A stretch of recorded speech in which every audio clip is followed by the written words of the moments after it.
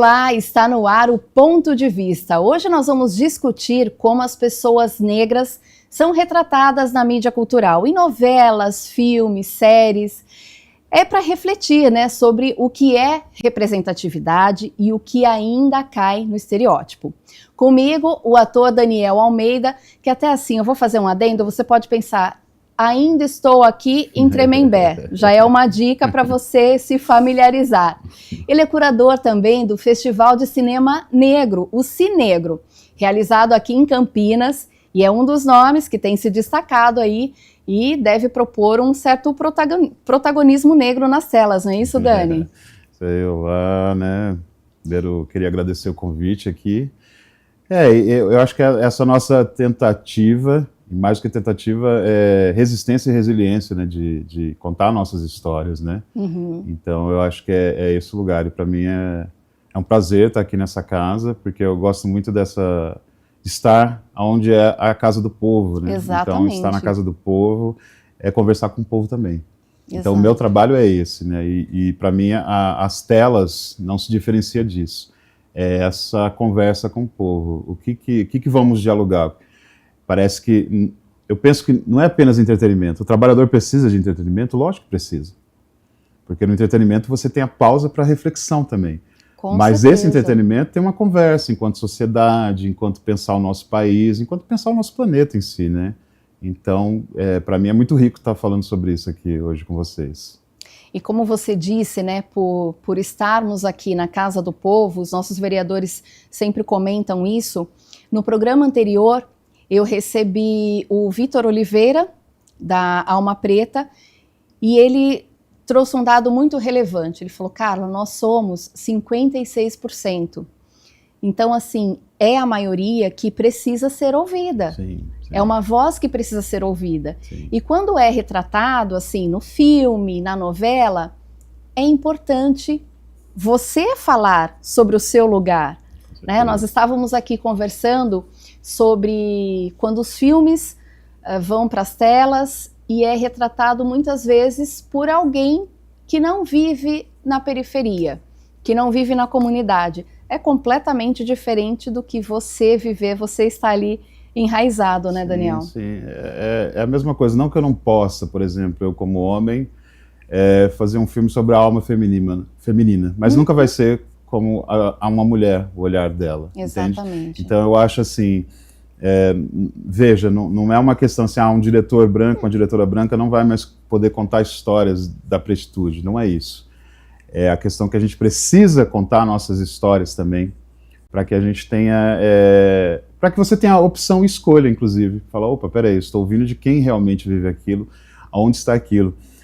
E eu penso que até que esse dado de 56%, eu acho que é até maior, porque a gente tem um censo, mas a gente tem uns rincões desse país, Sim. E muitas vezes a gente não enumera isso. Então, a nossa história é pautada nisso, né? Se você contar dos povos originários ao povo preto, tudo, você vai ter muito mais essa população em si, né?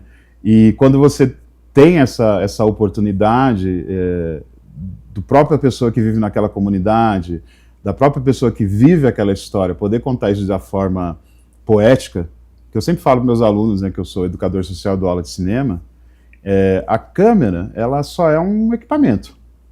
Ela está ali, ela não tem vida.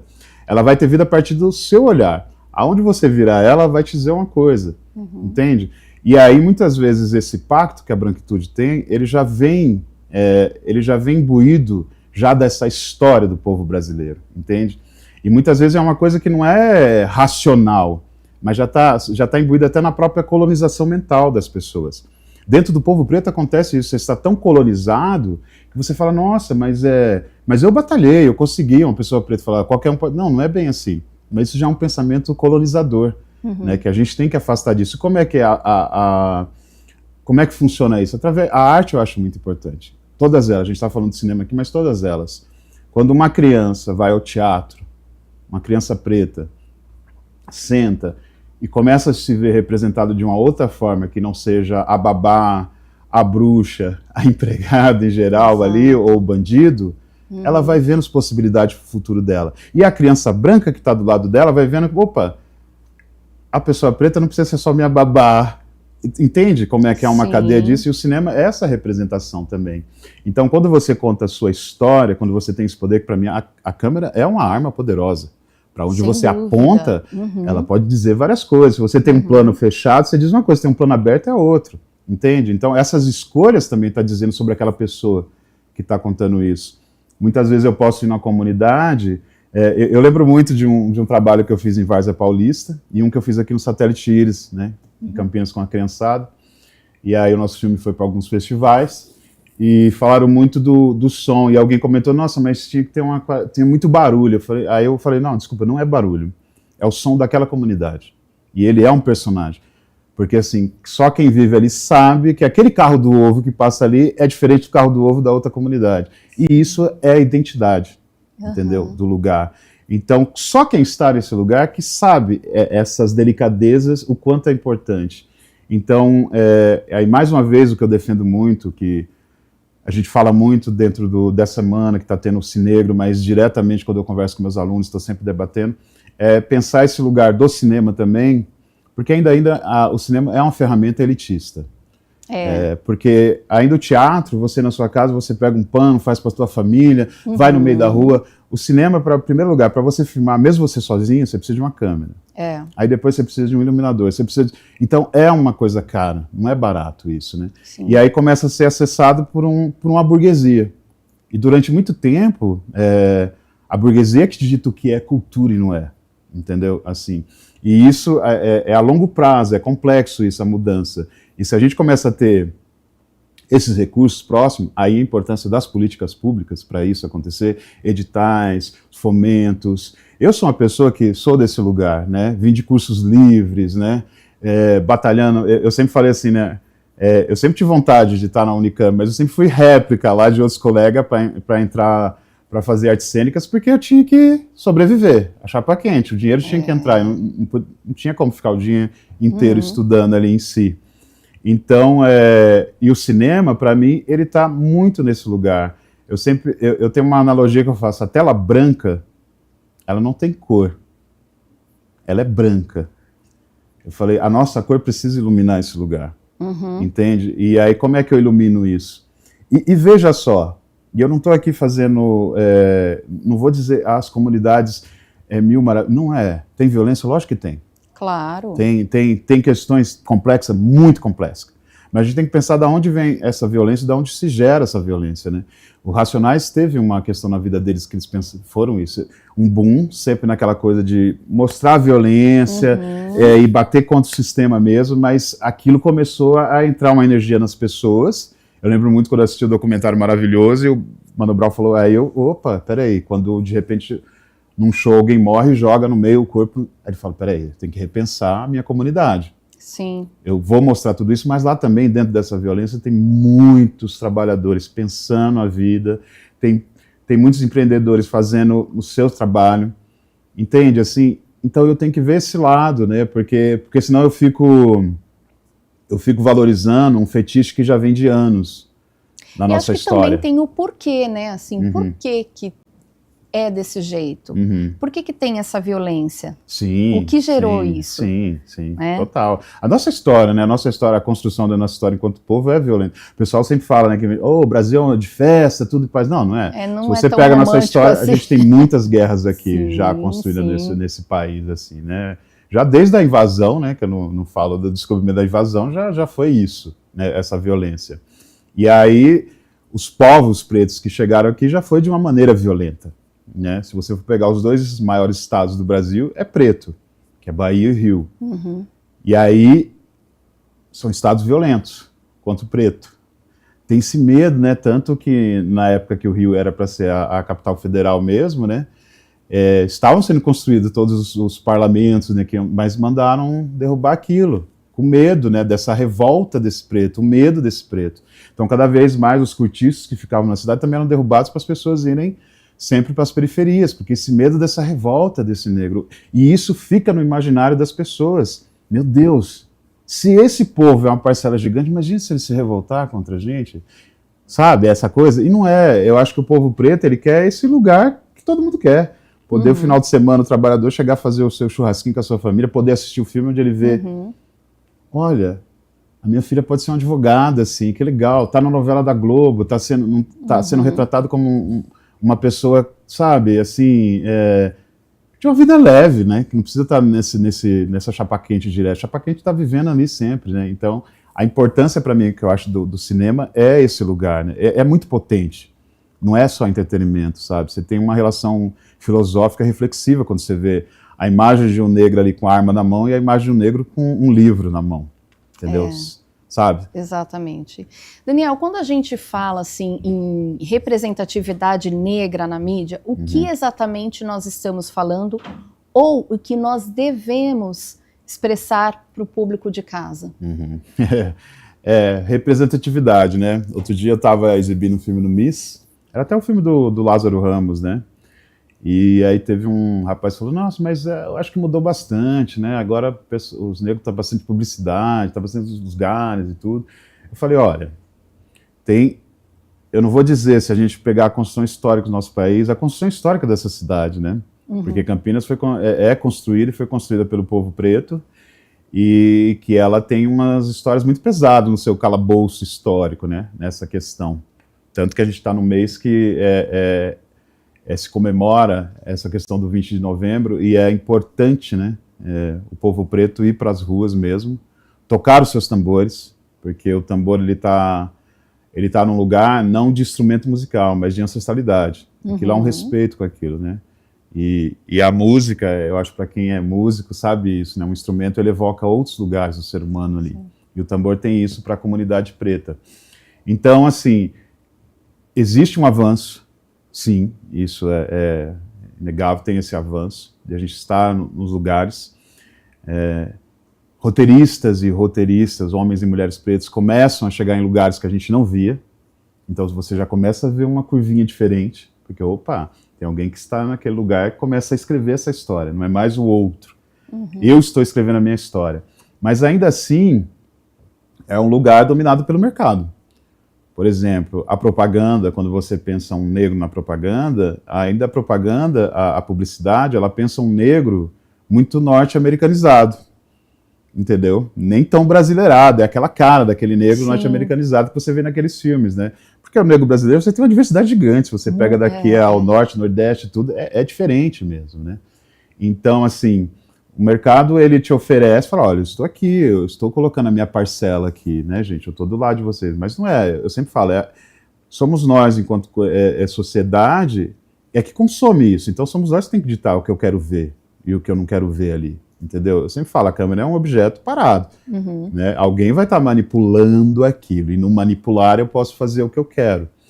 E aí, quando eu penso em representatividade, assim, eu acho que para além de chegar até a TV e o cinema, que é o que a gente está falando aqui, tem que começar na educação, escola.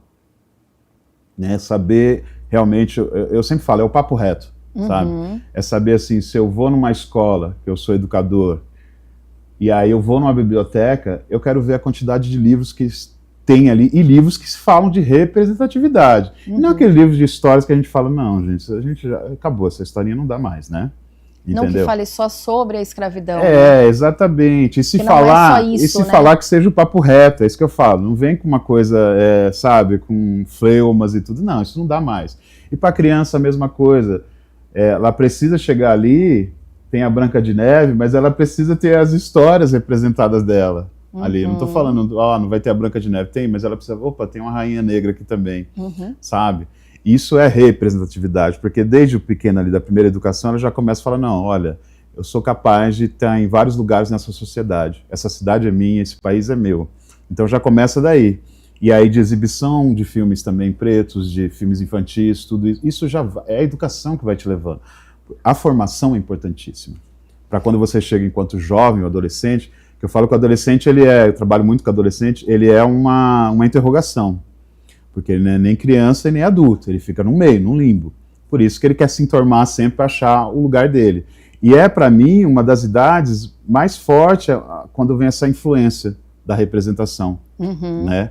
Onde ele está procurando se conhecer enquanto pessoa na sociedade e na imitação do outro. E quando ele só vê a imagem que não é ele quer mudar. Então é o cabelo super alisado, entendeu? Quer esse fenotipo ele não quer ter, quer um narizão de batata, como eu falava, toda essa coisa. Ele quer ter aquele estilo. Isso não é só o Brasil. Se você pega a América Latina, tem muito isso. As meninas, você pega Colômbia, Bolívia, querem ficar tudo com cara de Beyoncé, que é um padrão negro norte-americano. Exatamente. Por isso que ela é bem aceita. Se você for ver outras artistas negras mesmo, não tem todo esse dela. Então, você vê como é que é uma linha complexa, que para mim está sempre nesse lugar da educação, até chegar, né, nessa fase adulta. E tudo isso você vai passando por um histórico, né? E aí, quando a pessoa está lá, no momento que ela trabalhou o dia inteiro, chega em casa, liga a televisão, e aí ela vê o negro ou a negra só num lugar de subalterno ou de violento, nossa, que estrago isso faz na vida, né, da pessoa. Daniel, você me fez lembrar de um momento que eu vivi quando eu estava no canal Futura, e fui fazer uma matéria em uma escola, tinha uma criança preta com uma bonequinha, acho que era uma Barbie, as duas estavam vestidas de princesa. Era uma bonequinha preta também, e aí eu falei pra ela, nossa, que linda, uma princesa como você, ali interagindo com a criança. Ela falou assim, tia, só que ela não tem o cabelo crespo. Sim.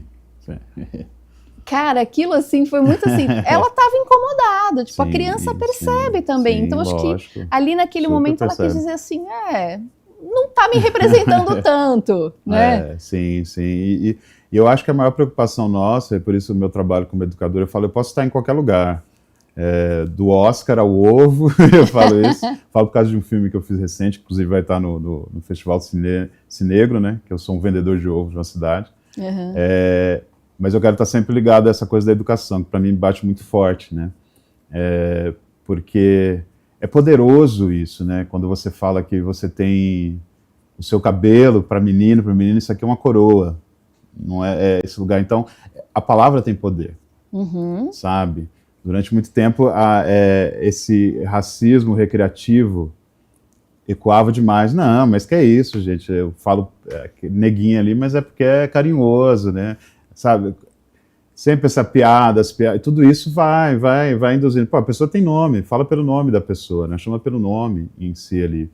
E isso marca na criança mais ainda, porque o adulto tem uma distância que ele acha que o conhecimento maior é o que ele tem. Não é, o conhecimento ele vem de várias gerações. A criança tem um conhecimento, o adolescente outro, o adulto outro, e aí a gente vai se formando enquanto sociedade.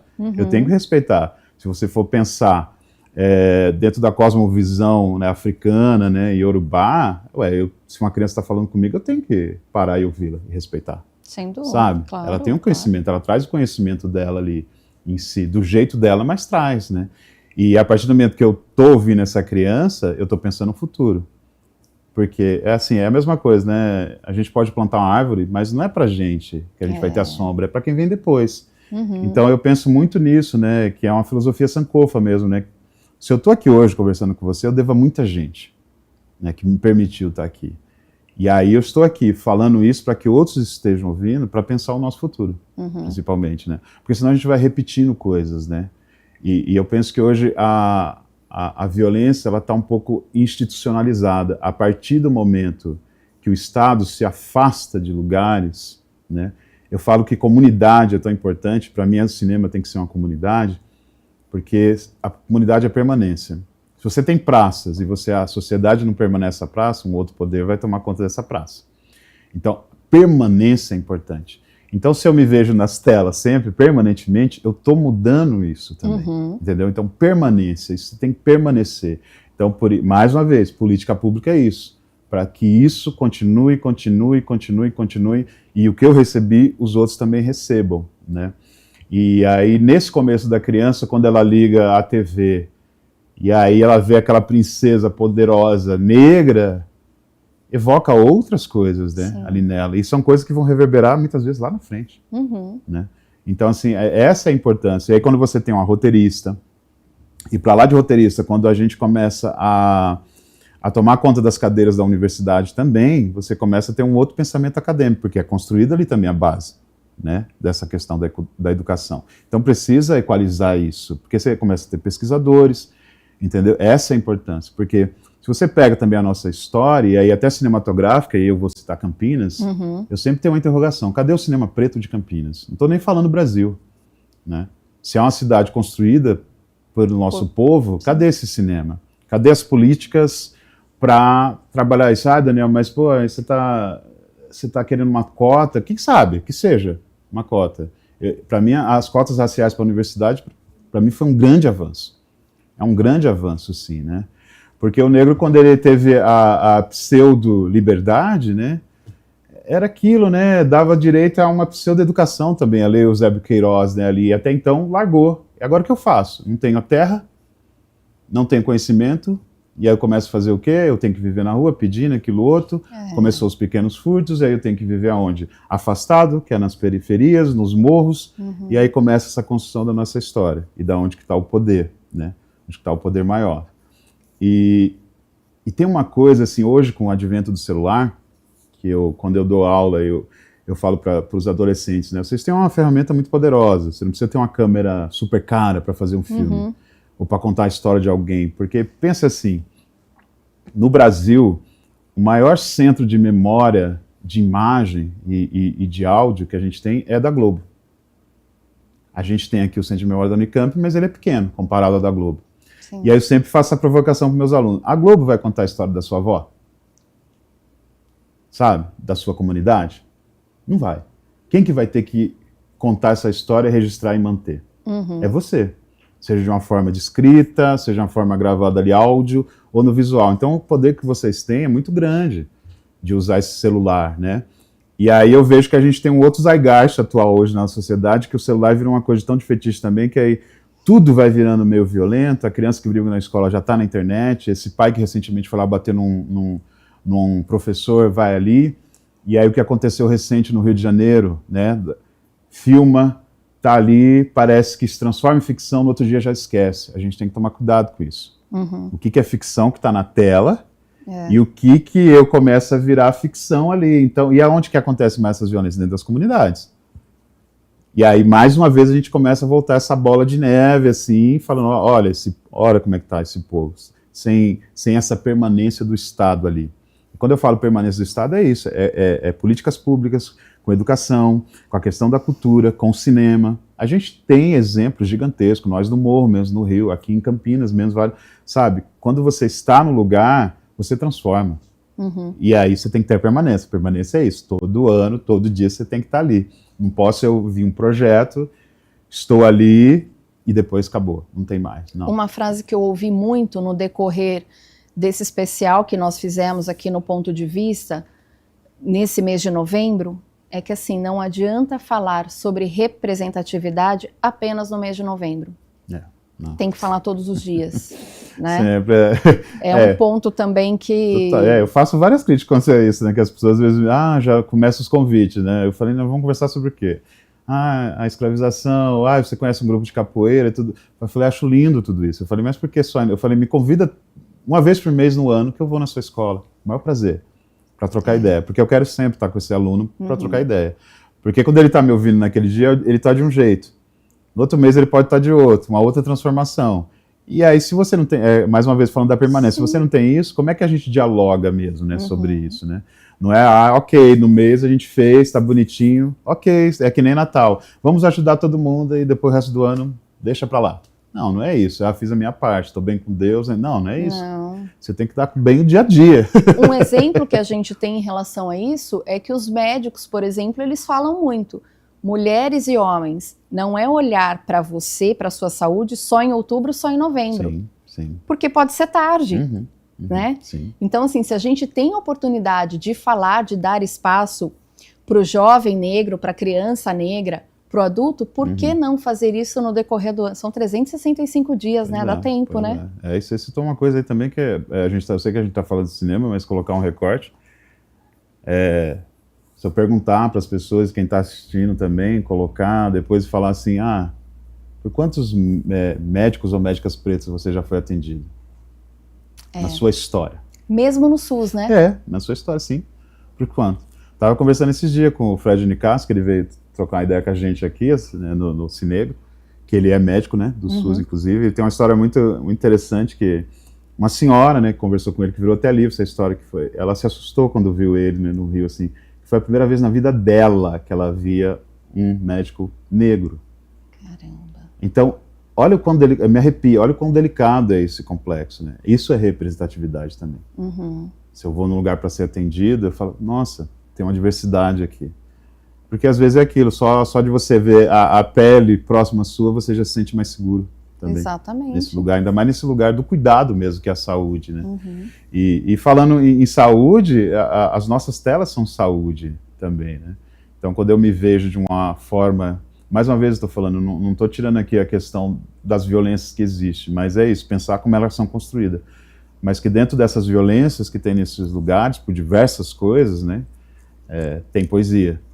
Ali tem música, tem vida acontecendo, tem leveza, tem o dia a dia, tem uma família que chega, que vai jantar junto, e que essa história é importante contar. Claro. Entendeu?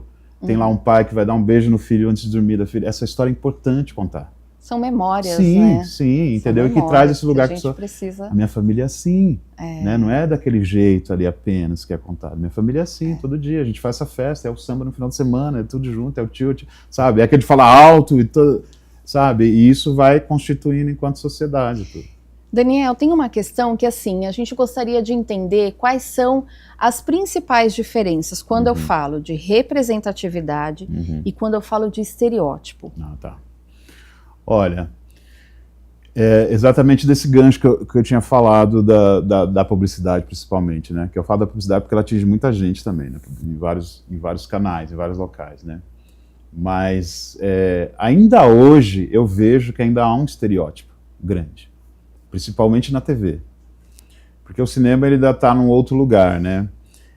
Vou colocar um adendo, eu trabalhei com o Walter Salles no Ainda Estou Aqui, mas aí se você for pegar a década de 90 no Brasil, ali depois da retomada do cinema, porque o nosso cinema ele tem uma questão assim também, política, tudo é político, não adianta. Tudo. Ele está sempre sendo retomado. Na época da ditadura, acabou-se, foi retomado, veio a Era Collor, que também acabou com vários recursos, e teve que ser, está sempre retomado. Recentemente a gente teve um governo que começou a também interferir demais, né? E sempre retomando. Então a gente está sempre construindo a nossa identidade enquanto cinematográfica. Então isso é complexo, por isso que não é uma indústria, né? Os Estados Unidos ele é tão forte e está em todo o mundo exatamente porque eles investiram isso politicamente, estatalmente ali para poder chegar a todo mundo essa marca, dessa bandeira, porque eles sabem o quanto a cultura é poderosa, entendeu? E o Brasil está começando a entender agora, o cinema ele movimenta a economia muito mais do que a indústria de carro. É o cinema que movimenta. Isso direto e indiretamente. Por exemplo, a gente está lutando por uma Film Commission nessa cidade. Quando eu trago uma Film Commission aqui, eu não estou falando que ela vai ser o sonho e resolver tudo do cinema na cidade, não é isso. Mas é um órgão que vai estar conversando com um especialista entre o poder público, o poder privado, pensando nessa cidade. Olha, vem filmar aqui, sabe, assim, o que eu ganho com isso? Aonde que eu... Olha, Campinas, você tem isso, você tem aquilo. Eu estou mostrando essa cidade para o mundo, sabe? Então, assim, é importante. E aí, quando eu penso nessa questão do estereótipo, a TV, que eu acho que é muito poderosa, porque, assim, eu lembro que o Ainda Estou Aqui, ele atingiu, se você hoje um pouco mais, porque tá no Globoplay, mas na época, 8 milhões, 9 milhões de pessoas, a TV atinge isso num dia. Entende? Assim, ainda é um veículo muito poderoso, muito poderoso. E sendo poderoso, eu sempre falo para os alunos, não é só entretenimento, eles estão pensando, as pessoas que estão ali construindo, estão pensando na sociedade e provocando a sociedade. O que a sociedade está pensando? O que eu vendo? O que eu não vendo? Né? Tanto que a gente tem os Big Brother da vida aí que... né, muda a história, as pessoas param para ver, vai ali, novelas como aquela Avenida Brasil que parou o Brasil, entende como envolve, assim, é poderoso. Mas ainda assim, a representatividade, e aí a gente tem que ver que dentro dessa palavra existe uma coisa complexa, e são várias outras, ainda é pequena. É pequena porque você ainda vê dentro de um estereótipo. Existe lá o protagonismo para o preto ou para a preta, mas de uma forma ainda que eu penso assim,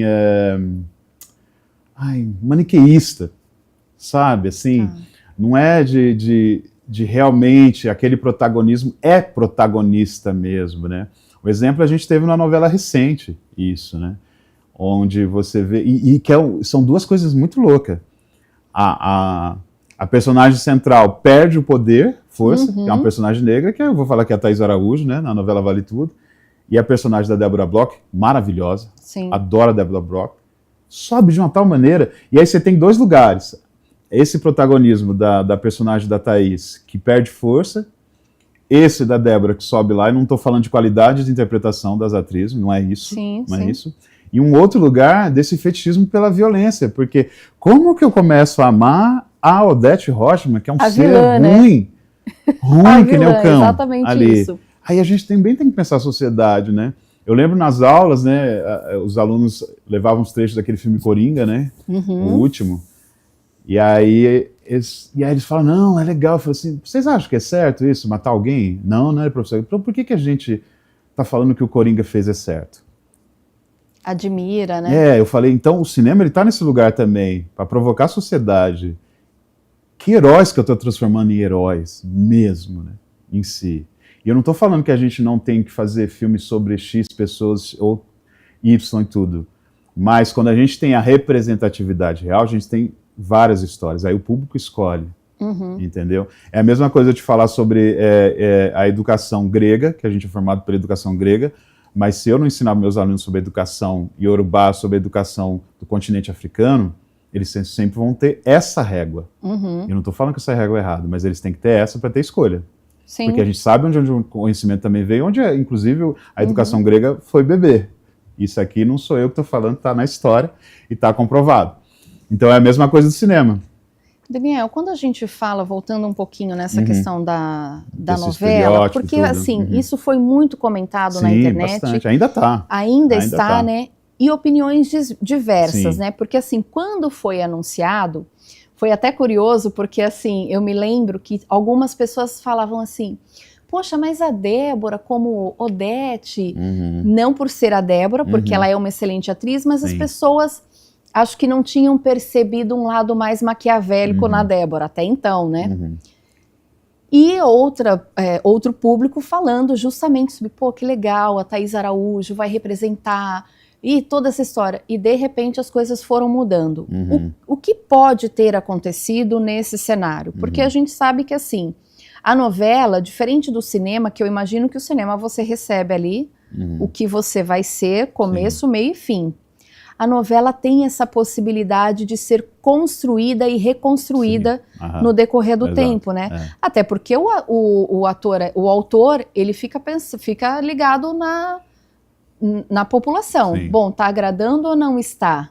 E aí ele vai mudando, né? Sim. Vira meio que um quebra-cabeça. O que você acha que pode ter acontecido nesse cenário? É o poder da canetada, né? O autor, né, escreveu o poder da canetada.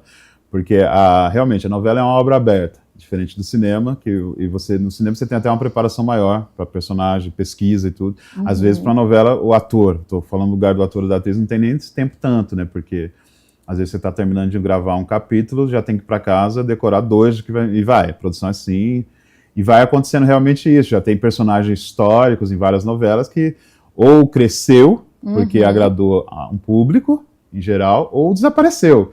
Foi morto aquilo outro que não estava agradando. Então a novela vai nesse lugar aí. E aí eu falo da canetada é isso, porque, mais uma vez, aquela coisa da colonização mental, né? A gente acaba repetindo padrões, né? Estético, e a estética é uma coisa muito forte. Tanto se você fazer pesquisa, até pouco tempo atrás, olha o dado, um beijo de um casal branco na novela demorava muito mais do que um beijo de um casal negro. Caramba. Aí já é um dado. Entendeu? Esses corpos, né? Hoje você vê um pouco mais os corpos pretos se amando, né? Nas cenas, se beijando, tendo afeto. É pouco tempo também. A gente sempre vê esse outro lado. E isso interfere. Isso interfere que você fala assim, será que então a comunidade negra não é afetuosa? Tá vendo o perigo, os detalhes, assim? Sim. E de repente, da onde vem a caneta, de que mão e que cor essa caneta tem, ela vai fazer aquilo a partir das experiências, história dela. Assim como eu lembro do Chavoso, na época do Ainda Estou Aqui, as críticas que ele fez, e críticas legal, positiva, falando, pô, mas tem várias histórias de negros que sofreram, sim, muitos negros que sofreram durante a ditadura, tem histórias de muitas mulheres pretas tão quanto, importante quanto a da Eunice, mas eu falei, mas o Walter, ele fez um recorte a partir da vida dele, porque o Walter, ele era uma daquelas crianças que visitava aquela casa, conhecia a família Paiva ali. Sim. E ele vai fazer a partir das experiências dele, ele é um cara burguês. E ainda assim eu penso, e esse cara burguês que, para além, o Walter Salles, ele é o terceiro ou quarto diretor mais rico, entendeu? Exatamente. Só tá atrás de Spielberg, entre outros, né? Então, assim... Tanto é que o filme foi, né, bem valorizado financeiramente e não teve recurso, né, nenhum do governo, foi tudo independente, né? Mas ainda assim é um cara que pensa o seu país. Eu faço esse recorte. Você pega o Central do Brasil, ele quer mostrar todo o sertão brasileiro. Você pega a Estou Aqui... E foi um marco na carreira dele, né? Sim, total. Você pega o Central do Brasil, é isso, você pega o Ainda Estou Aqui, você tem a história de uma mulher que sim, necessário ser contada, né? E aí desse recorte, a ditadura importante, ainda é um cara que pensa as histórias do seu país em si. Mas sempre vai ser um recorte a partir dessa branquitude. Sempre vai ser. E aí que não estou fazendo uma crítica direta a Manuela Dias. Né, que até a Amora Maltner, que é uma outra autora, veio em defesa da Manuela falando brincadeira, falou assim, mas as protagonistas sofrem mesmo, no caso, mas não é esse sofrimento da protagonista, que a gente sabe como é que a novela, o novelão funciona, é choro, é sofrimento, cai e volta. Não é isso, é um dado que nem, por exemplo, aquilo que a gente estava comentando antes de começar aqui, é um dado que você pega uma semana da novela sendo exibida, você não vê uma cena da personagem da Thaís Araújo. Isso vai causando um esquecimento do público também, da importância dessa personagem. Aí se uma outra personagem cresce demais, aí é lógico, o público só vê aquela personagem e começa a amar só aquilo. Aí vai deixando de lado, vai ficando por menor. Aí a protagonista vai virando, né, na verdade, até figurante na história. Entende o que eu quero dizer, essa importância? Eu estou pensando nesses capítulos, até fala desse personagem e a cena que tá, vai também pro ator até, né? Fazer uma cena que chegue mais ao público também e ser lembrado. E aí tem uma coisa assim que eu acho que a gente precisa pensar isso, o que é remake mesmo, né? E o que é fazer uma nova obra em si, inspirado naquela. Né? Pode fazer homenagem a alguns personagens. Exato, né? Algumas mudanças que eu acho atuais, sim, né? Porque você vê assim, tem umas coisas que nem se a gente for fazer uma novela remake, hoje você fala de na época atrás, né? Não falaria, mas ok, isso sim. Mas a base, porque eu também tenho que respeitar os outros autores que trabalharam fazendo aquela obra. Né? Agora, esse contexto tem relação, ou é propriamente dito, o racismo estrutural? Ah, sim, total. Total, porque esse é um lugar que, no racismo estrutural, acho que tem uma coisa que está muito velado, e esse é o mais perigoso, né?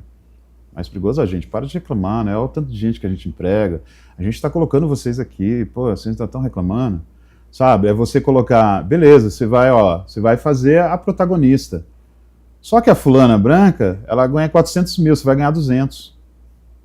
Então é bom ter 5, 6 negros ganhando 200, né? Sabe? Do salário de 500 mil. Vá ver nesse lugar também. Das questões até de econômico. Esse diferencial.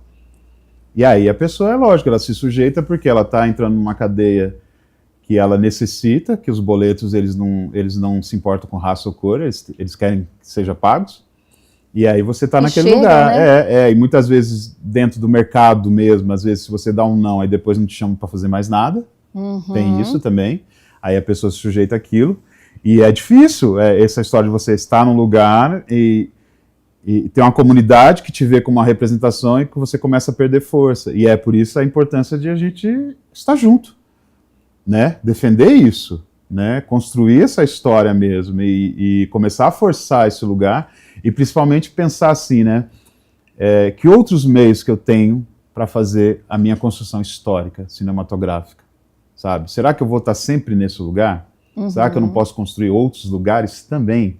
Entende? Porque a gente fica numa coisa assim, que nem, eu acho que o maior problema que a gente tem de cinema, isso até é do cinema hegemônico branco, mas preto muito mais ainda, a distribuição, a gente tem uma lacuna muito grande. A gente produz, o Brasil é um dos países que mais produz curta-metragem. A gente não tem janela para exibir. A gente tinha uma lei, que aí foi esquecida, Michel Temer caiu com ela, que é essa questão das telas. Então sempre quando a pessoa assistia um filme no cinema, tinha o curta acontecendo, um curta né, brasileiro. E aí, se a gente não tem isso, aí só vai nos festivais, que é importante, e mostra, a população não encontra essas histórias, como é que a gente vai rever a nossa sociedade nas telas em si? Entende? Assim? Então, eu acho que é esse lugar. Esse estereótipo ainda é muito forte, viu? Sim, a gente ainda tem muita luta para fazer, mas aí eu penso que hoje, vendo indígenas, os pretos e pretas na Unicamp, a galera ocupando muitas cadeiras na USP e tudo, eu fico muito feliz. Eu falo, caramba, tem mudança aí. Eles fazendo fóruns unificados para poder decidir as coisas. Eu falei, é isso. Essa mudança de pensamento. Porque aí você começa a ter mais, aquilo que eu falei, mais roteiristas pensando. Você começa a ter mais camada de decisão. Por exemplo, eu dou aula de cinema e muitas vezes assim, eu pensando assim, poxa, e aí quando você vai para um set, tem muitas mulheres nas aulas de cinema, e quando você vai para o set, você não vê a mulher tanto em locais de decisão. Eu falo, cadê, né? E aí quando você pensa esse set, eu sempre falo assim, eu queria pensar um set como independente da religião aqui, pensar como um terreiro, no sentido assim, de preocupação, né? Porque a gente está nessa coisa das 12 horas, lutando para poder diminuir isso, né? Da legislação, e muitas vezes é uma coisa tão, precisa terminar, você fica... Que às vezes eu não vejo o outro. Você tá mal pra caramba, eu não paro, sabe? Falo, como é que você tá mesmo, né? E aí vai virando essa máquina, porque eu preciso entregar, porque é o mercado, tudo aquilo. Eu falo, isso é desgastante também, entendeu? Aí a gente não vê um cenário. E aí eu não tô falando só do povo preto, sabe? E ali em lugares de decisões, trans, indígena, japonês, a gente tem uma comunidade gigante japonesa e eu não vejo esse protagonismo também. Parcelas, entende? Né? Assim, exato. Indígena, a gente tem uma parcela, a gente tem assim... Tem plataformas só com filmes indígenas, mas que não tem um acesso geral que a população acessar. Aí parece assim, os povos originários nem existem mais nesse país. Não existe, mas existe um apagamento. Se você for ver, hoje, em alguns monumentos da nossa própria cidade, mas não só aqui, tem vários monumentos, e isso fala aos pretos, aos brancos muito mais, né? Mas estão sendo apagados, as próprias placas, se você for ver. Eu estou falando de apagamento. E isso é apagamento histórico. E aí da nossa história também. Então, quanto mais eu não tenho essa representatividade forte, o apagamento ele vai acontecendo. Então eu preciso sempre forçar isso. E muitas vezes, infelizmente, tem que ser através de lei mesmo, para que isso aconteça e respeitado, né? Eu queria chegar justamente nesse ponto, Daniel. Essa é a parte pior do programa, tá? Que é quando o assunto tá muito bom, mas o diretor fica falando, então, tem que encerrar. Eu sou professor também, falo bastante. Não, mas já fica o convite para você voltar e a gente retomar esse assunto. Daniel, qual é o seu ponto de vista sobre esse cenário, sobre a representatividade na mídia? O que precisa ser feito, o que ainda falta que ninguém percebeu e precisa ser dado esse espaço? Acho que fortalecer cada vez mais as leis de incentivos, sabe? Eu acho assim, o poder público sempre trabalhar ali com o poder privado, né? Estabelecer um exemplo disso, né? Falando da Film Commission, né? Por exemplo, a pessoa que está na sua vereança, mas o deputado que representa essa cidade, o próprio prefeito ou prefeita que está nessa cidade, olha a importância, por exemplo, quando vai em suas reuniões fora e tudo, e fala assim, a gente tem a possibilidade de construir história de cinema na nossa cidade. Isso já é uma mudança de pensamento também. Né? E se a gente tem uma Film Commission, fortalece mais ainda. Né? E sempre ouvir a sociedade civil. Né? Precisa estar construindo junto ali. Né? Eu sei que Campinas está passando por uma ideia que eu espero que aconteça mesmo, que é de uma sala pública de cinema. Uma sala mesmo. A gente tem o MIS, mas o MIS ainda é uma sala adaptada para cinema, né? E a gente tem 70 lugares, né? A gente vai ficar exibindo as nossas cotas só para 70 pessoas? Campinas só tem 70 pessoas? Não. Então a gente precisa de uma sala adequada para que pública e pensar a curadoria para esses filmes, para que os trabalhadores possam se ver ali também, né? Porque se a gente for ver a Europa, se você tem muitos filmes falando sobre trabalhador, porque filhos de trabalhadores fazem cinema, conseguiram fazer cinema. Por isso que você tem na tela. Sim. Aqui já é diferente. Entende? Então, se eu tenho isso, é aquilo que eu estava comentando, né? Falando vários filmes sobre a classe operária. Eu falei, mas quando o trabalhador vai operar a câmera, né? Eu falei, não, mas nós somos trabalhadores. Não, eu entendo, eu estou falando de uma maneira mais filosófica, né? Quando que ele vai contar a própria história dele ali? Quando esse filho poder acessar essas leis. eu vou escolher ser isso, vou escolher ser um médico, vou escolher ser cineasta, porque eu acho que a força vem daqui. Entende? Então, e muito... mais do que escrever a história, ou filmar a história, é poder mostrar essa história, né? Essa história aparecer nas telas. Sim. E além disso, essa história vai ficar registrada. Essa pessoa vai passar um dia, mas vai ficar memória. E aí ele contou dessa forma, entende? Porque sempre vai ser isso. Quando eu te convido, Pinei, eu vim aqui hoje. Aí eu falo, tem que ser assim, eu não conheço como é que funciona aqui os meandros dentro dessa casa. Você já conhece mais aqui, você sabe os cantos desse estúdio, eu não. Então como é que eu vou me meter aqui? Entende? É isso? Então, exatamente. Quando vem de fora, a intervenção vai sempre olhar de um outro lugar aqui. Você que já está dentro desse estúdio, você conhece cada cantinho. Entende? Então, nas histórias sendo contadas é a mesma coisa. Entendeu? Não estou falando que a gente não tem que ter esses recursos que vêm de fora, mas esses recursos tem que respeitar aquele que está ali e equalizar as histórias. Então, eu acho assim, são leis mais justas, acho que leis fortes realmente e que possa dialogar com essa sociedade, o que realmente a sociedade quer, para construir, porque quem constrói a cidade é esse povo trabalhador, diariamente, né? E aí perguntar, como é que você se vê nas telas? Você se vê nas telas mesmo? Você se representa ali? Sabe? Então, eu acho que a educação, né? É a base. Se você for pensar, a Europa também, a criança, desde o prézinho, desde a escolinha ali maternal, ele já conhece Shakespeare. Entendeu? Já tem esse contato. Aqui a gente não, né? Aqui a gente faz ainda uma como diria Paulo Freire, né? Uma educação ainda muito financeira, né? Exatamente. Preparado para o mercado, não preparado para você sonhar, poetizar. Entende? Então a gente precisa repensar isso, sim. Daniel, muito obrigada por você compartilhar suas ideias, o seu ponto de vista. É um olhar que a gente precisa ter e uma voz que a gente precisa ouvir. Muito obrigada. Eu que agradeço aí, estou aqui disponível. Quiser falar sobre educação, que eu adoro conversar. Se quiser falar até sobre cozinha, também gosto de fazer uns alimentos ali também. Olha, que legal! Estou aqui à disposição e assim, recentemente eu recebi dessa casa, né, como cidadão campineiro, esse título, e me é muito rico isso, né, porque eu cheguei aqui na década de 90 e Campinas constrói minha história como artista, né, é aqui dentro dessa cidade. Eu falo que é aquela relação de amor e ódio, amor porque eu quero construir junto com aqui. O ódio, entre aspas, é que eu quero muito mais ver essa cidade em outro lugar, né? Ser essa metrópole que ela chegue em muito lugar, né? Porque é uma cidade complexa. Sem dúvida. Em si. Então eu fico muito feliz dessa cidade, eu me reconheço nela e ela me reconhecer também. E aí eu sempre falo, vou para lá, vou para cá, daqui a pouco eu vou para Porto Alegre gravar uma série, mas sempre volto para cá, para os meus aqui também, né? E para pensar esse futuro sempre. Maravilha, Daniel. Muito obrigada. Adeus. Obrigada a você que nos acompanhou pelas telas. Conversei aqui com Daniel Almeida sobre representatividade. Obrigada por você ter acompanhado o nosso programa. Tchau!